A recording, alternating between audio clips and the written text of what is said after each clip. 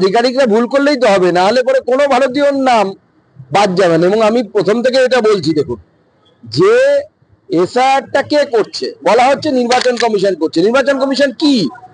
নির্বাচন কমিশন শুধুমাত্র একজন অফিসার কলকাতাতে বসিয়েছেন, নিচে সবাই দিদির অফিসার, বিডিও বেচারা দিদির অফিসার, এসডিও দিদিমণির অফিসার, বিএলও রাজ্য সরকারের কর্মচারী। তাহলে এরা যদি ভুল করে সেই দায়টা তো তৃণমূল কংগ্রেসকে দিতে হবে, বিজেপিকে কেন দায় দেওয়া হচ্ছে? আমরা চার্জশিট প্রকাশ করছি বিভিন্ন জায়গাতে, আমরা সমস্ত কিছু তুলে ধরবো। শুধু তাই নয়, আমাদের যে ম্যানিফেস্টো অর্থাৎ সংকল্পপত্র, সেই সংকল্পপত্র আমরা বাংলা জনগণের সামনে আনবো যে আমরা কি করব। আমরা শুধু মমতা বন্দ্যোপাধ্যায় কি পারেননি বা ওনার সরকার কি পারেননি সেটা বলছি না, আমাদের কি লক্ষ্য সেটাও আমরা করবো। 100% বিশ্বাস করবো বিজেপি সরকার হচ্ছে, মমতা বন্দ্যোপাধ্যায় হারছে কনফার্ম। অনুব্রত মন্ডলের উচিত ছিল না ইডির কাছে মুখ খুলে সবার নাম বলে দেয়া কারা কারা কোন কোন পুলিশ এর সাথে যুক্ত আছে।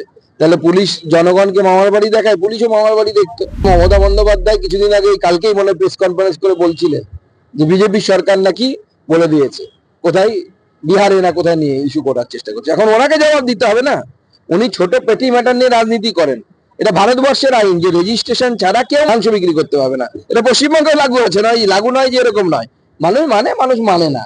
তো সেটাই বিহারে হয়েছে, সেটাকে উনি ইস্যু করার চেষ্টা করেছিলেন, এখন গোল খেয়ে গেছেন, সেম সাইড গোল হয়ে গেছে। ডিম খাইয়ে মুরগি বানানোর চেষ্টা করছে ভোটের আগে, ভোট শেষ হয়ে যাবে ডিমও চলে যাবে, ডিম ফুটে দেখবেন টিয়া পাখি বেরিয়ে টিয়া ময়না সব উড়ে গেছে। আমি কোনো অশ্রদ্ধার নাকি শব্দ নাকি, এবং এটার পুরোটাই পলিটিক্যাল। তার কারণ হচ্ছে আমি প্রমাণ করে দিচ্ছি, গতবার মাননীয় প্রধানমন্ত্রীর টুইটে এই শব্দই ছিল। হিন্দি ভাষী লোকেরা বা উত্তর ভারতের লোকেরা সন্ন্যাসীদেরকে স্বামী বলেন বা মহাত্মাদেরকে স্বামীজি বলেন।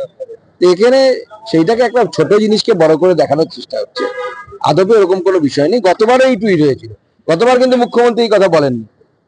আপনারা গতবারের টুইট বের করে দেখুন, গতবারের প্রধানমন্ত্রী এটাই টুইট করেছে। এবার বলছেন কারণ এবার ভোটটা আছে, ওনার বাঙালি সেন্টিমেন্টে ভোট করতে হবে, নিজের ভাইপোর সম্পত্তি বাড়াতে হবে।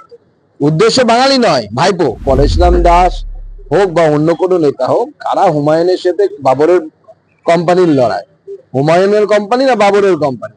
আমরা নামের কোম্পানি আছে, আমাদের কোনো লড়াই নেই। হুমায়ুন আর বাবর লড়াই করে দেখুক কে জিতবে, তাদের ব্যাপার। মুঘল সাম্রাজ্য